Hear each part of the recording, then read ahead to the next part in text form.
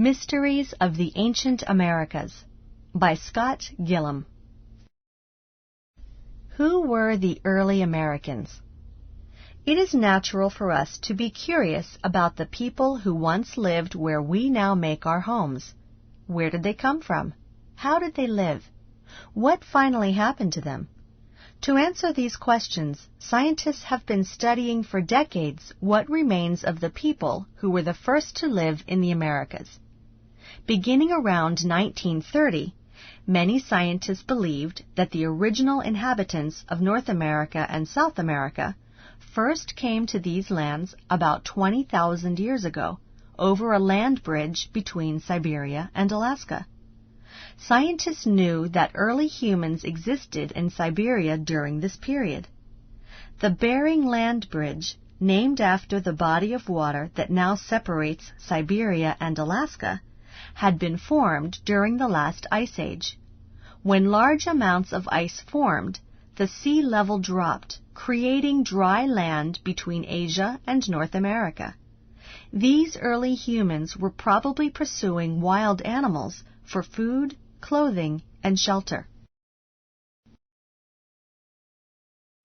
The Clovis Connection. The single biggest source of evidence for the populating of the Americas was uniquely crafted spear points first found near Clovis, New Mexico in the 1930s. Since then, similar points have been found in many parts of North America. Scientists dated the Clovis spear points as coming from a period beginning about 13,500 years ago. This was during the period in which early humans were entering the Americas over the Bering Land Bridge. Scientists concluded that the makers of these Clovis spear points had been the northern Asians from Siberia and their descendants, and that they were the first humans to enter North America and South America. The Clovis people were hunters who thrived as long as there were large animals to hunt. As the large animals died out, early humans began to settle down, take up farming, and live in communities. Gradually, they learned to adapt to changing climates, which affected the water supply and the growing season.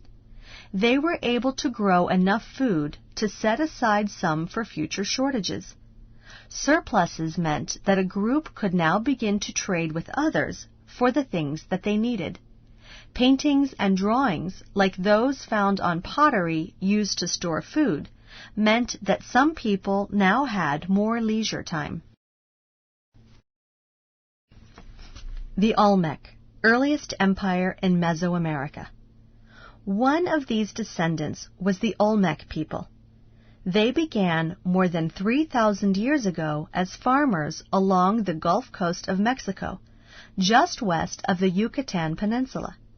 The Olmec created aqueducts to transport drinking water. As a settled farming group, the Olmec advanced enough as a culture to support artists who created giant sculptures.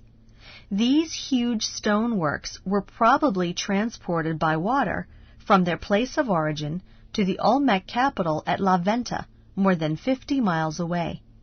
The Olmec also designed buildings that represented Olmec religious beliefs. We do not know how the Olmec finally met their end. Was it due to an enemy or to disease? Whatever the cause, it seems clear that the Olmec greatly influenced their Maya descendants. Mayan civilization. Historians disagree on exactly when the Mayan civilization began and where it came from. Some historians think that Mayan culture may have begun over 4,000 years ago. This would mean that the Maya and the Olmec lived side by side for a time. Other historians think that Mayan society began around 1000 BC. It is possible, but not certain, that the Maya developed out of the Olmec civilization. What is known for certain is that Mayan civilization led to many cultural, scientific, and political achievements.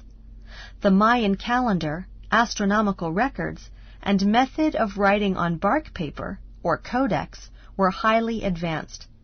The Maya occupied territory in what are now Mexico, Guatemala, Belize, Honduras, and El Salvador.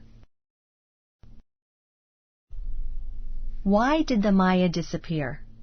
As with many historical questions, there is no single answer as to why the great Maya civilization fell. There is instead a combination of factors. There was tension between neighboring cities in the Maya Empire and between the wealthy and the poor. Expanding populations also overused the rainforest and were very dependent on a weak water supply. Famine and disease would have also taken a toll, as would any outside invasion. Together, two or more of these factors likely led to the end of the Maya Empire. The rise and fall of the Aztec. Like the Olmec and Maya who came before them, the Aztec were basically a farming culture.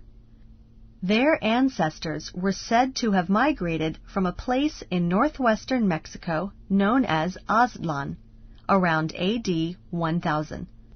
According to Aztec myth, the war and sun god Huitzilopochtli used the Aztec to migrate.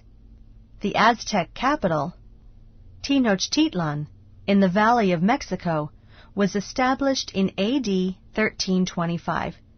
Tenochtitlan was an island to which the Aztecs added Chinampas, all connected by causeways. By forming a loose alliance with some peoples and conquering others, the Aztec created a vast empire that may have numbered 5 million. The Spanish defeated the Aztecs in 1521. The Aztecs' weak political structure and weapons were no match for the Spaniards' military tactics, steel swords, muskets, cannons, and riders on horseback. Disease also greatly reduced the Indian population. Today we learn about Aztec culture mainly from archaeological finds.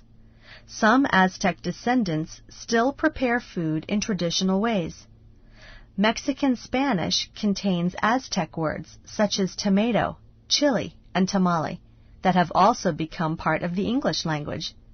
Mexican artisans still make traditional pottery and textiles that hint of the lost empire.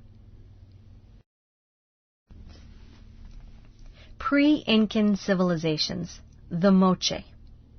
The earliest empire of the Americas, the Moche, developed around AD 100. The Moche united the city-states along the coast of Peru to form the Moche Empire, which was about the size of the state of Vermont. Despite its desert environment, the Moche Empire supported a population of about 100,000 at its peak. The Moche people survived by fishing the coastal waters and by irrigating their fields with water from the many rivers that drained into the Pacific Ocean. Over several hundred years, the Moche evolved into a highly artistic culture despite a harsh political system. Possible environmental disaster victims? The Moche may have come from Central America. Their end probably began when a lengthy drought and possibly an earthquake hit the area, followed by flooding caused by El Niño. El Niño is a weather pattern that regularly brings warm water to Peru's coast. Flooding probably washed away much of the topsoil on which Moche farms depended. At the same time, strong offshore winds would have blown sand from the coastal beaches over the fields. These events made it even more difficult to grow crops and forced the Moche to move north along the coast. El Niño events also do great harm to any people who rely heavily on fishing coastal waters, because the water becomes much warmer and fish die. These are some of the reasons why the Moche had disappeared by AD 800. The origin and fate of the Inca Empire. Between AD 1100 and 1200, and 700 miles south of the Moche Empire site, the more powerful Inca Empire was beginning. This empire eventually grew along the Pacific coast to include an area equal to the size of Western Europe. Although the Inca had no system of writing, extensive records and measurements were recorded on quipus. However, our knowledge of early Inca history remains unclear. The Inca Empire expanded from its first major city, Cusco, which is located in Peru, approximately 200 miles northwest of Lake Titicaca. The end of the Inca Empire is somewhat better documented than its origins. In 1532, the Spaniard Francisco Pizarro and his small army defeated the Inca, aided in large part by the smallpox that was already widespread on the continent and killing millions of people who lacked immunity to the disease. Pizarro arrived during a bitter power struggle between two brothers in the Inca royal family. Seeing a way to further divide the already weakened Inca, Pizarro deceived and executed Atahualpa, the brother who had been on the verge of victory in the Civil War. Pizarro was then able to defeat the Inca without a major battle. Pizarro's main problem now was not conquest, but maintaining his control of the conquered Incas. The Anasazi, Ancient Ones of the Southwest. The Anasazi people, who dug the pit houses and built pueblos of sandstone and adobe, began about AD 100. It is possible that the Anasazi may have developed from an older culture called the Mogollon that existed in east-central Arizona and west-central New Mexico, beginning at least as early as 100 BC. Originally, the Anasazi were nomadic hunter-gatherers. After they learned to grow squash and corn, they began to build more substantial homes, such as the multi-story pueblos that still survive today. Was it only drought that finally drove the Anasazi from their homes in the late 1200s?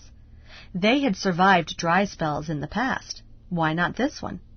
Some archaeologists think a dramatic cooling trend or sudden unpredictable weather kept the Anasazi from growing food at either high elevations that were too cold or low ones that were too dry. Others believe conflict over land and water rights may have led to wars. Still others see a religious crisis, since the Anasazi did not recreate their old religious symbols in the new places they moved. There may be some truth to all these theories. Looking back at the question of origin, we have seen how different some of the various groups of early American peoples were from each other. Scientists are always making new discoveries and discovering new techniques for finding out more about our earliest ancestors. In 1996, some 9,000-year-old remains, since named Kennewick Man, were found near the Columbia River in Washington state. Recent studies by scientists on Kennewick Man and his origins remain unclear. Other equally surprising discoveries probably lie ahead.